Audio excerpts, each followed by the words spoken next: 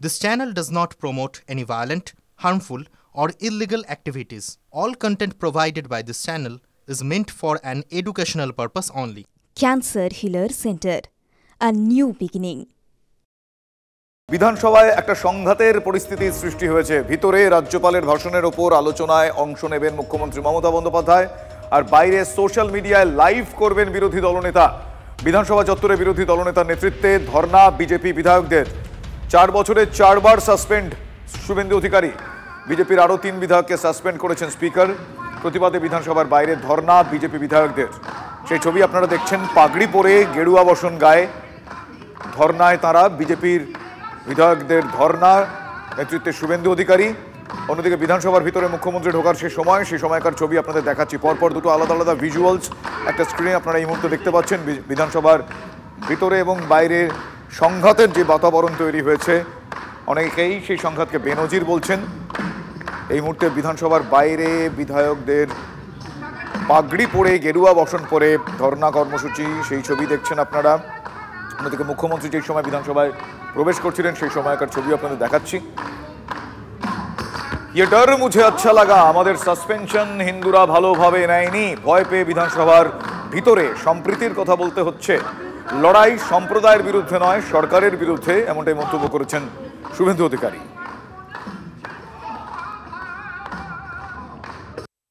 2021 সাল থেকে ওদের একটাই নাম ভজ, শুভেন্দু শুভেন্দু শুভেন্দু।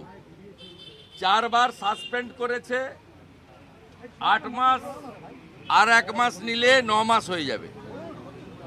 আর এখন অবধি 5টা প্রিভিলেজ এনেছে। এই ধরনের নিত্যকর্ম যেমন হয়, এটা হচ্ছে একটা ওয়ান টাইপ অফ নিত্যকর্ম তৃণমূলের। আর ওদের ভিতরের বক্তব্যের ভাষা আমি শুনেছি, ওরা ভয় পেয়েছে। ওরা হিন্দু আস্থা, হিন্দু দেবদেবীর সম্মান এবং হিন্দুত্বের যে আওয়াজ, এটাকে ভয় পেয়েছে। ये डर मुझे अच्छा लग रहा है। সাসপেন্ডের পর শুভেন্দু অধিকারীর বিরুদ্ধে স্বাধিকার ভঙ্গের নোটিশ জারি। বিধানসভায় ঘোষণা করলেন অধ্যক্ষ বিমান বন্দ্যোপাধ্যায়। বিরোধী দলনেতার সাংবাদিক সম্মেলনে যে ভাষায় তিনি কথা বলেছেন তা দুর্ভাগ্যজনক, প্ররোচনা দিয়েছেন বিরোধী দলনেতা।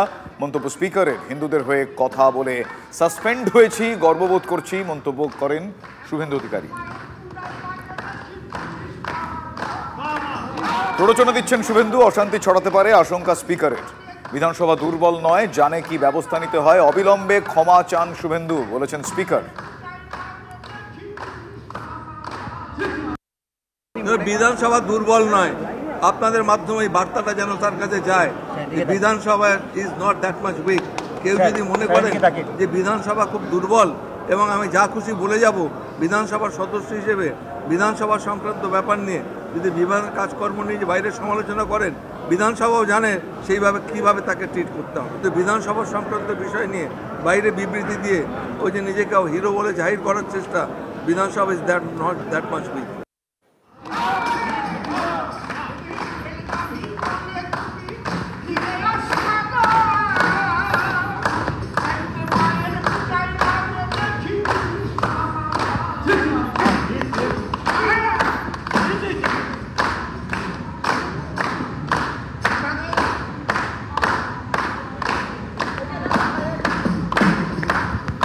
সাসপেন্ড পর গতকাল কোন মন্তব্যের জন্য শুভেন্দু অধিকারীর বিরুদ্ধে স্বাধিকার ভঙ্গের নোটিশ জারি করা হয় আপনাদের বলি একবার শুনুন।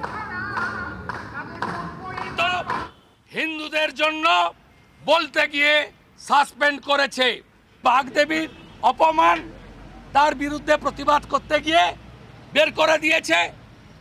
মুসলিমদের সরকার, মোল্লাদের সরকার, মমতার সরকার। শিক্ষা প্রতিষ্ঠানে সাবির আলী আল আমিন মন্ডলদের বাধা দানের জন্য আমাকে এবং আমার 3 সহকর্মীকে 1 মাস বিধানসভার বাইরে রেখেছে।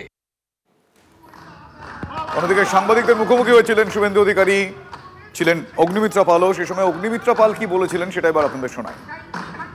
আবার যদি প্রতিবাদ করতে হয়, আবার যদি বাংলার মানুষের জন্য, সে হিন্দু হোক আর মুসলমান হোক, বকটুইতে যখন হয়েছিল তখন মুসলমানদের জন্য প্রতিবাদ করেছিলাম, আর এখন যদি সরস্বতী পুজো করতে বাধা দিচ্ছেন তো একবার নয় 1000 বার প্রতিবাদ করব। প্রতিবাদ করাটা আমাদের কর্তব্য, আমরা জনপ্রতিনিধি। আপনি যদি আলোচনা, আপনি বলবেন আলোচনা পরে হবে, কলিং অ্যাটেনশন কেন? আপনি আলোচনা করতে দিলেন না কেন? বিরোধী দলনেতা যেখানেই বলুন না কেন বিধানসভার অপমান হলে ব্যবস্থা তো হবেই। মন্তব্য পরিষদীয় মন্ত্রী শোভনদেব চট্টোপাধ্যায় কি বলেছেন তিনি এবার শোনাবো আপনাদের।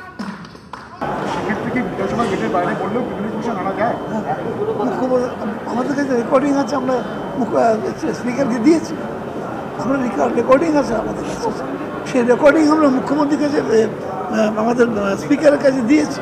এই যে প্রিভিলেজ মোশনের সঙ্গে যে ডকুমেন্ট দিতে হয় সেই ডকুমেন্ট আমরা পেশ করেছি। তো ওর তো কোনো অধিকারই নেই, বিধানসভায় হোক বিধানসভার বাইরেই হোক, বিধানসভাকে অসম্মানিত করে, তার সদস্যদের অসম্মানিত করে, সবচেয়ে বড় মুখ্যমন্ত্রীকে শ্রদ্ধা করে যদি কিছু বলেন তার কাছে প্রিভিলেজ করার অধিকার আমার আছে।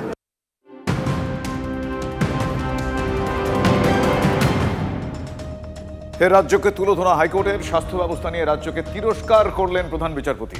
আপনারা ক্রিসমাসে লাইটিং করে গর্ববোধ করেন, অন্যদিকে গ্রামের মানুষ চিকিৎসা না পেয়ে হাসপাতালে হাসপাতালে ছুটে বেড়ান। প্রাথমিক স্বাস্থ্যকেন্দ্রের বেহাল দশা নিয়ে বিস্ফোরক প্রধান বিচারপতি। চন্দননগরে কি কোনো মাল্টি সুপার স্পেশালিটি হাসপাতাল রয়েছে? আবারও বলছেন চন্দননগরকে হেরিটেজ শহর বানাবেন। আমার সহকর্মী শ্রাবন্তী সাহা এই মুহূর্তে আমার সঙ্গে রয়েছেন। শ্রাবন্তী, প্রধান বিচারপতির এহেন উষ্মা প্রকাশ, অনেকাংশে কিন্তু বাস্তবে এই ছবি দেখতে পাওয়া যায়, বৈষম্যের ছবি। তিনি সেই বিষয়টা আরও একবার এই সময় দাঁড়িয়ে সামনে তুলে দিলেন, কতটা তাৎপর্যপূর্ণ? দেখো, নিঃসন্দেহে তাৎপর্যপূর্ণ। সর্বোপরি হচ্ছে যে কোথাও গিয়ে বলা যেতে পারে রোজকার একই জিনিস দেখে দেখে তিনি বিরক্ত হয়ে গেছেন। বহু জনস্বার্থ মামলা হয় যেখানে পেশেন্টদের রেফার করার মামলা, যেখানে দেখা যায় যে জেলা থেকে জেলা সাধারণ রোগী তারা আসতে বাধ্য হন কলকাতা শহরে। ঠিক এখানে দেখা যাচ্ছে যে মথুরাপুর জায়গায় যেখানে প্রায় স্বাস্থ্যকেন্দ্র নেই বললেই চলে, সেখানকার গ্রামবাসীরা তারা জমিয়ে দিচ্ছেন, অথচ রাজ্য সরকারের কোনো ইচ্ছাই নেই। প্রায় 50 বছর হয়ে গেছে, দশ সংখ্যা যে বেড সংখ্যা সেটা বাড়ানোই সম্ভব হয়নি। এতেই উষ্মা প্রকাশ করেছেন তিনি। এবং শুধুমাত্র একটি জেলা নয়, সুন্দরবন শুধুমাত্র নয়, একই সঙ্গে তিনি চন্দননগরের কথা বলছেন, একই সঙ্গে তিনি জিআই ট্যাগের কথা বলছেন। তার বক্তব্য যে বিভিন্ন জায়গা নিয়ে, বিভিন্ন জিনিসপত্র নিয়েও রাজ্য সরকার গর্ববোধ করেন। যেমন পার্ক স্ট্রিটে লাইটিং দেখে মনে হয় নিউ ইয়র্ক সিটিতে এসেছেন, সেটা নিয়ে যদি গর্ববোধ করা থাকে, অথচ দেখা যাচ্ছে যে সাধারণ মানুষ যাদের প্রথম প্রাইমারি নেসেসিটি যেটা দরকার, একটা স্বাস্থ্যের প্রয়োজন রয়েছে, একটা সুরক্ষার প্রয়োজন রয়েছে, সেটার জন্য মানুষকে এদিক ওদিক ছুটে আসতে হয়। এখানে প্রিন্সিপাল সেক্রেটারি হেলথ অ্যান্ড ওয়েলফেয়ারকে তিনি বলছেন যে কোথাও গিয়ে তার কোনো রকম সদিচ্ছা নেই, এবং আদতে তার সদিচ্ছার উপরে কিছু নির্ভর করে কিনা সেটা নিয়েও প্রশ্ন তুলেছেন প্রধান বিচারপতি। তার বক্তব্য, রাজনৈতিক ইচ্ছায় আমলারা ওঠা বসা করেন, যার ফলে 50 বছরের বেশিও সময় পার করে গেল 10 শয্যাও বাড়ানো সম্ভব হয় না একটা হাসপাতালে। বেশ, তাহলে এক্ষেত্রে তিরস্কারের মুহূর্তে রিয়াকশনস কি? আচ্ছা শ্রাবন্তী, আমি আসছি এই মুহূর্তে বিশিষ্ট আইনজীবী সিপিএম নেতা বিকাশ রঞ্জন ভট্টাচার্য আমার সঙ্গে টেলিফোন লাইনে রয়েছেন। বিকাশবাবু, প্রধান বিচারপতির এহেন তিরস্কার এবং ধরে ধরে কয়েকটা বিষয় উল্লেখ করে তিনি এই যে এক প্রকার ভৎসনাই করলেন, আপনি কি বলবেন? দেখুন, প্রধান বিচারপতি আজকে ভৎসনা করছেন নিরুপায় হয়ে। এই কথাগুলো আমরা তো কবে থেকে বলে আসছি যে এই রাজ্য তারা জনগণের স্বার্থ সংক্রান্ত কোনো বিষয়ে রাজ্যের কর খরচ করে না। উৎসবের জন্য, যিশুর জন্মদিন, মোহাম্মদের ঈদ প্রার্থনা, দুর্গাপুজোর টাকা, জগন্নাথ মন্দির, এইসব করতেই ব্যস্ত। আর মানুষের যে মৌলিক বিষয়গুলো এই নিয়ে তাদের কোনো চিন্তা ভাবনা নেই। এখন বিচারপতির কাছে সাধারণ মানুষ আসেন অসহায় হয়ে, তখন বিচারপতিদের একটা মন্তব্য করতেই হয়, এর চাইতে তো কোনো উপায় নেই। বেশ, ধন্যবাদ আপনাকে। আমরা কথা বলেছিলাম বিজেপি নেতা সজল ঘোষের সঙ্গে, তিনি এই বিষয়ে কি বলছেন, তার কি মনোভাব শুনুন তার মুখ থেকে। স্বাস্থ্যমন্ত্রীকে কেন হাইকোর্টে ডেকে পাঠানো হচ্ছে না?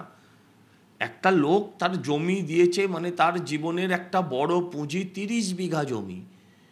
এরা তো তৃণমূল তো মল আর মূত্র ছাড়া কিছু ত্যাগ করেনি দেশের জন্য, কিন্তু একটা মানুষ তার জীবনের অর্জিত, কষ্টার্জিত হোক বা পিতৃপুরুষের প্রাপ্ত জমি হোক, সেই জমি সে দান করে দিল। কিসের জন্য? হাসপাতাল করার জন্য। সেই জমিও এরা লুট করছে। এর দায়টা কার? এটা আই ওপেনার, এটা কোনো কাজের কাজ কিছু হবে না। ওরা রোজ গালাগালি শোনে কোর্টে। কোন লোকটা, কোন অফিসারটাকে কোর্ট প্রশংসা করেছে ডেকে সরকারি আমলাদের? রোজ ডেকে কোনো না কোনো ভৎসনা শুনতে হয়। দোকান কাটা, কোনো লাজ লজ্জা নেই।